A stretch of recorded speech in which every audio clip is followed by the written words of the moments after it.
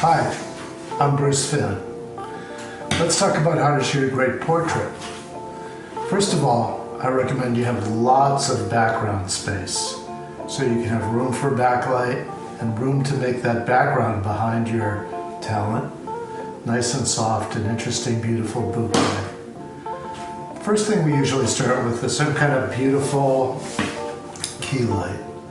We can do this with lighting equipment. We can bounce light. We can use a nice diffusion frame. Sometimes we can even use a window in our own home with a sheer in front of it. Or maybe even just a house lamp like I'm using right here that has a soft shade on it. But the quality of the light is important to flatter people. And the quality, quantity, color, and direction is what I want you to start thinking about with light. My students are always asking me where to put the key light, and I'm always saying, be a traffic cop, okay? That key light generally wants to come at a 45-degree angle, like a traffic cop, pointing at the subject. It usually wants to get into both eyes. If it's too flat, it's going to be too flat in their face. If it's around to the side too much, it's going to be too much side light. If it's too high, if it's too steep, it's not going to get in the eyes. And if it's too low, it's going to end up lighting underneath the chin and underneath the nose and not being flattering. So think about the traffic cop when you're looking at where the key light wants to be. If you think this is the good side of your face or the subject's face, put the key light on that side. Also, it's handy for the subject to be able to look into the light. People usually look better when they're looking into the light. The next light, after you have a beautiful key light, is thinking about whether you want a little fill light from the other side.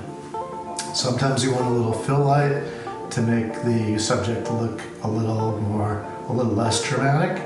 You can do that with a card sometimes that just sort of reflects some of this key light back into the subject. A white card is useful. Sometimes you want to put a black card here as negative fill because you want the subject to be more dramatic. And then let's go to backlight. Backlight gives separation. If it's possible to get a little glow behind them, a little backlight behind them, or a practical being an on-camera lamp, like a household lamp behind them, or a window, or some nice color, that separates the subject from the background. Now, let's talk about lensing. Still photographers love the 85mm lens, the 105 lens. Sometimes in cinematography, we're going so fast that we might use a 50 instead. But the point is that if you use a medium long lens and you use a shallow depth of field, an aperture of let's say 2.8 or so, you should be able to get your background nice and soft, especially if it's further away. So that medium long lens, okay, a 2.8 or so exposure, okay, gives you that limited shallow depth of field, which gives that nice, soft, beautiful background that you're looking for to make the subject stand out. Height of the camera is important.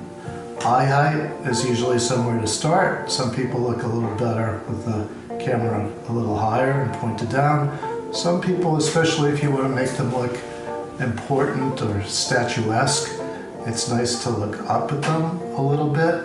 But drastically down or drastically up is usually not that favorable.